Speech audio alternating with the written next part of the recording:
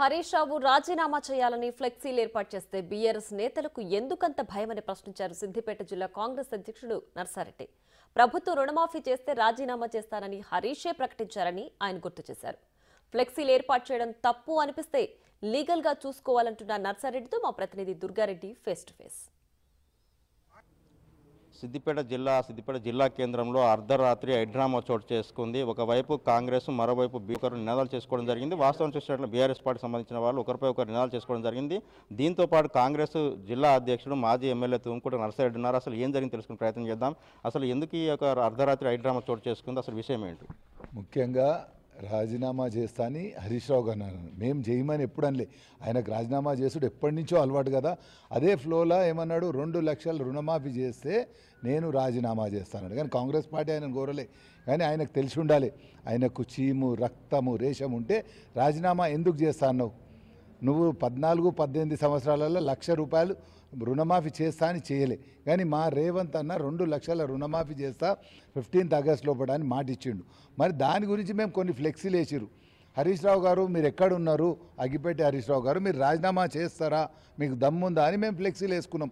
దానికి వాళ్ళందరు కార్యకర్తలు వచ్చి మా ఫ్లెక్సీలు చింపే ప్రయత్నం చేస్తే అక్కడ అడ్డుకున్నందుకు మా కాంగ్రెస్ కార్యకర్తలు పోయినాం. కానీ మేము దాడి చేయాలని పోలే. ప్రధానంగా అతను మాట్లాడింది ఏంటంటే 15 ఆగస్టు వరకు, అంటే 15వ తారీఖు వరకు పూర్తిగా ప్రతి ఒక్క రైతు అకౌంట్లో డబ్బులు పడితే మాత్రమే రాజీనామా చేస్తానని. ఇప్పటివరకు మీరు మాత్రం 17,000 కోట్లు మాత్రమే చేశారు, మిగతా ఇంకా చేయలేదు కనుక ఎందుకు రాజీనామా చేయాలి, మిగతా 6 పథకాలు కూడా ఇంప్లిమెంట్ చేయాలని ప్రధానంగా డిమాండ్ వ్యక్తం చేసిన, అవన్నీ చేసిన తర్వాత మాట్లాడుతూ లేకుంటే రాజీనామా చేస్తా అంటున్నారు.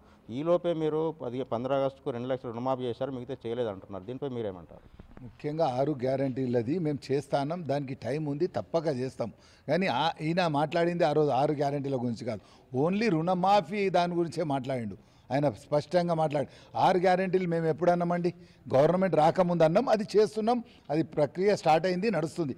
రుణమాఫీ ఎప్పుడు అన్నాం, మేము ఈ టైం వరకు అలా చేస్తామన్నా. అన్నక్క నువ్వు ఆ మాట అన్నావు, నేను 15th ఆగస్ట్ వరకు అలా చేస్తే నేను రాజీనామా చేస్తాను.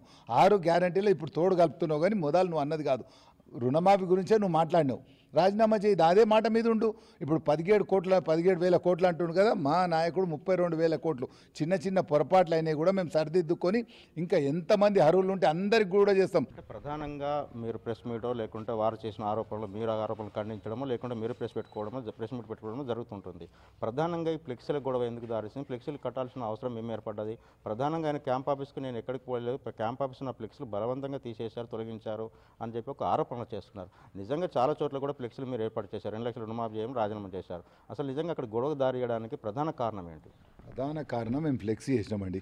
దాని మీద ఏమైనా కంప్లైంట్ చేసుకుంటే వాళ్ళు చేసుకొని కంప్లైంట్, అట్లా కాకుండా ఆ ఫ్లెక్సీ తీసేస్తామని వాళ్ళు వచ్చారు అక్కడికి.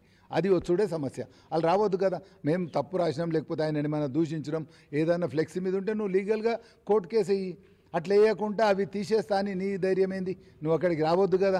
ఈ 6 ఇంప్లిమెంట్ చేయాల్సిన పథకాల సమయం ఎప్పటివరకు పట్టవచ్చు? మిగతా 6 గ్యారెంటీలు ఇంకెన్ని రోజులు పట్టే అవకాశాలు ఉన్నాయి? పేద ప్రజలకు ఇస్తాను ఆమె ఎప్పటివరకు నిలబెట్టుకోగలుగుతారు మీరు కాంగ్రెస్ పార్టీ? మీరు కూడా గమనించండి, కేసీఆర్ గారు 14లో మాట ఇచ్చిండు, 18 ఇచ్చిండు, ఆ పథకాలు ఎప్పుడు కూడా చేయలే. కానీ మేము అట్లా లేం, అది ప్రాసెస్ స్టార్ట్ అయింది. ఇప్పుడు మహిళలకు ఉచిత ప్రయాణం అయితే, గ్యాస్, ఎలక్ట్రిసిటీ, ఇండ్లు ఉన్నాయి, ఇండ్లు కూడా చేస్తున్నాం.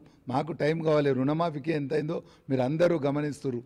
అట్లా తప్పక ఇప్పుడు మాకు ప్రజలందరూ 5 ఏళ్ళ టర్మ్ ఇచ్చారు. కానీ మొన్న 30,000 మంది టీచర్లకు మాకు 4 ఏళ్ళకు కూడా చేయొచ్చు, కానీ 4 నెలలకే చేసినాం ప్రమోషన్స్ ఇచ్చి. అది ఎంత భారం అవుతుందో తెలుసు. ఇటువంటి అన్నీ కూడా అభివృద్ధిలో, సంక్షేమంలో ఎప్పుడు వెనకపోవద్దు. ఇప్పటికి కూడా టైం ఉంది.